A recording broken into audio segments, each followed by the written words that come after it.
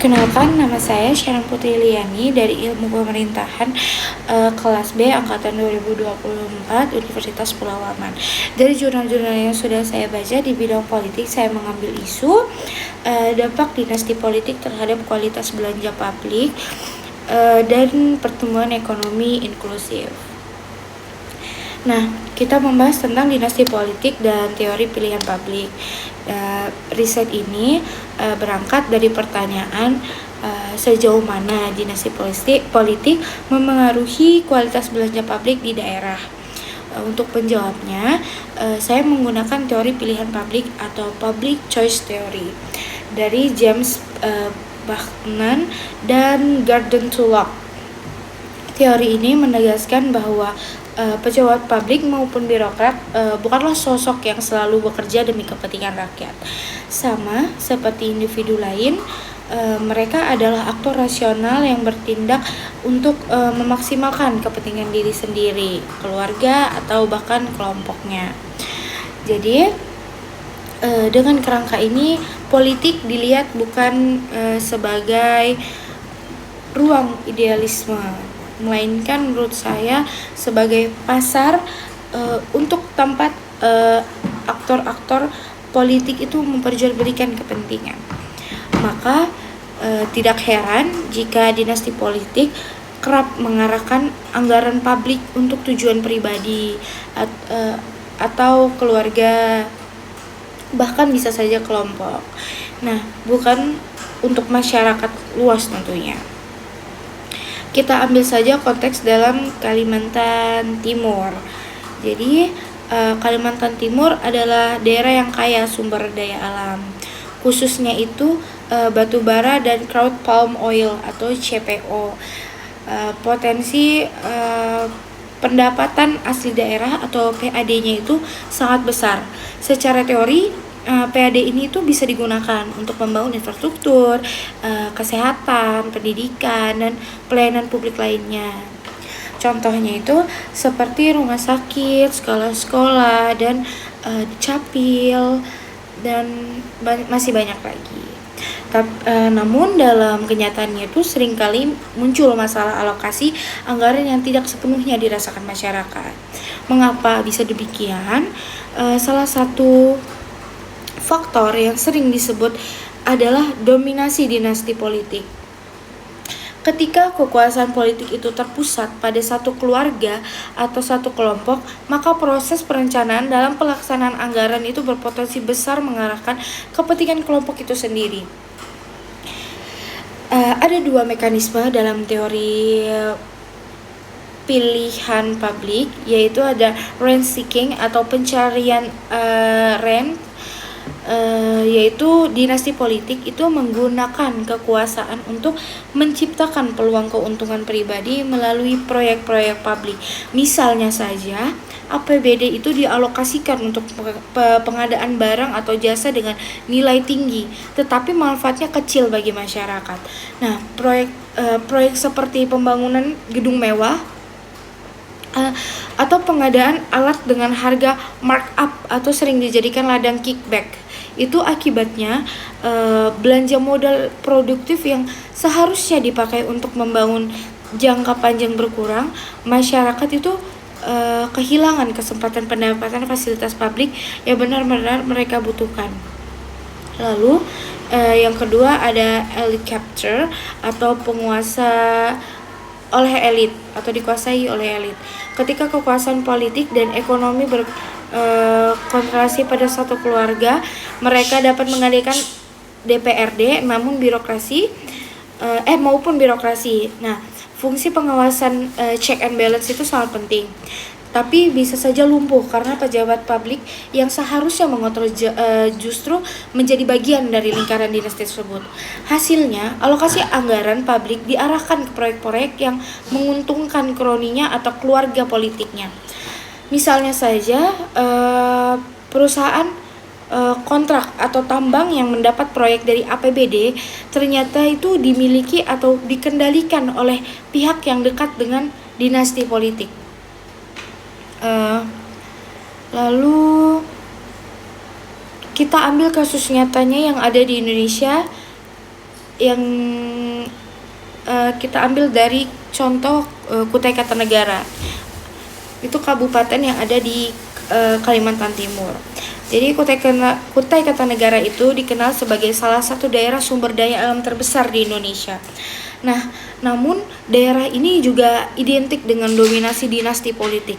Keluarga mantan Bupati Ibu Rita Widiasari misalnya menjadi simbol kuatnya pengaruh politik keuangan di daerah tersebut.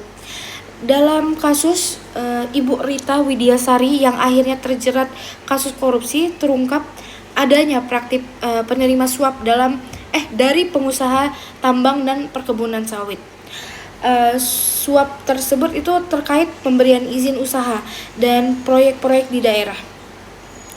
Hal ini menunjukkan jelas adanya praktik rent seeking, di mana pejabat publik itu menggunakan kewenangannya bukan untuk kepentingan rakyat, melainkan untuk kepentingan pribadi atau kelompok dan keluarga. Nah, meski Kutai Kartanegara memiliki PAD yang besar dari sektor tambang, masih banyak desa di wilayah tersebut yang tertinggal secara infrastruktur.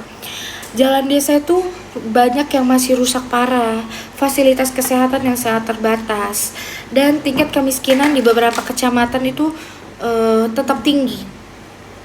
Ini adalah contoh nyata bagaimana dinasti politik itu melalui ransaking bisa merugikan masyarakat luas.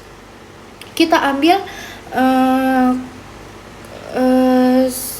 kasus nyata lagi yang ada di Banten, yaitu dinasti Ibu Ratu Atut Kosia. Itu kasus dinasti politik di Banten juga sering dijadikan contoh karena keluarga Ibu Ratu Atut Kosia itu berhasil menguasai jabatan politik dari level gubernur hingga bupati dan bahkan DPRD.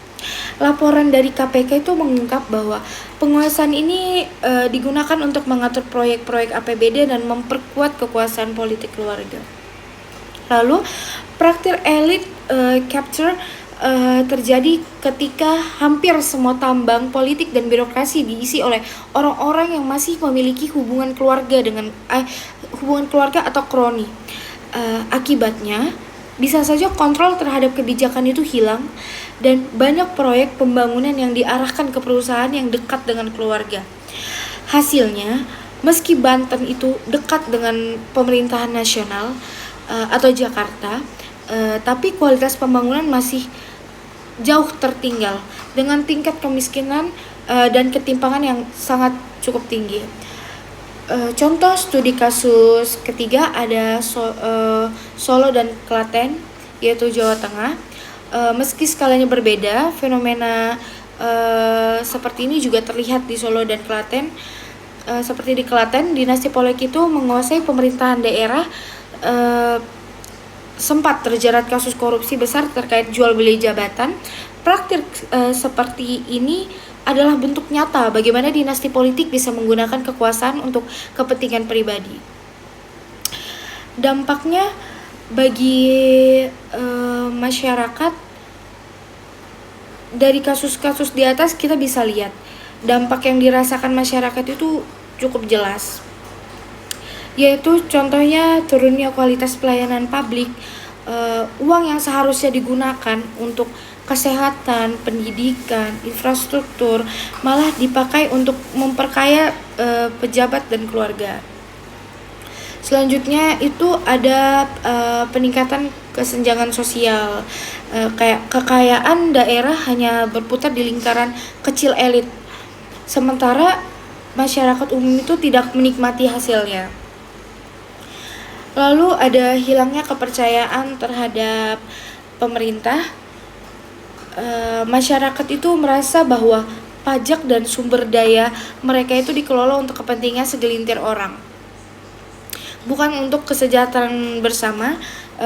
Terus bisa saja terhambatnya pembangunan jangka panjang karena anggaran digunakan untuk proyek yang tidak produktif, maka pembangunan yang seharusnya mendorong pertumbuhan ekonomi berkelanjutan itu menjadi terhambat atau bahkan tidak jalan sama sekali. Nah, kesimpulan yang bisa kita ambil dari isu dan teori yang kita gunakan yaitu dinasti politik jika dilihat dari kacamata teori pilihan publik itu adalah aktor rasional yang memaksimalkan kepentingan pribadi dan keluarga melalui praktik ransacking dan elite capture. Bukannya memperkuat pelayanan publik, mereka justru memperlemah kualitas belanja. Jadi kasus di Kutai Kartanegara, Banten maupun Klaten itu menunjukkan pola yang sama. Seperti anggaran publik itu diarahkan untuk menguntungkan keluarga politik yang berkuasa, sementara masyarakat luas hanya bisa menerima sisa-sisa pembuangan. Akibatnya potensi besar daerah baik dari sumber daya alam maupun pajak tidak sepenuhnya menjadi modal kesejahteraan rakyat. Lalu riset ini penting untuk memberikan bukti empiris tentang bagaimana dinasti politik itu bekerja dalam praktik, serta mendorong lahirnya kebijakan baru yang bisa menekan praktik ransacking dan elite capture tanpa reformasi atau tata kelola anggaran dan pembatasan kekuasaan. Dan dinasti politik ini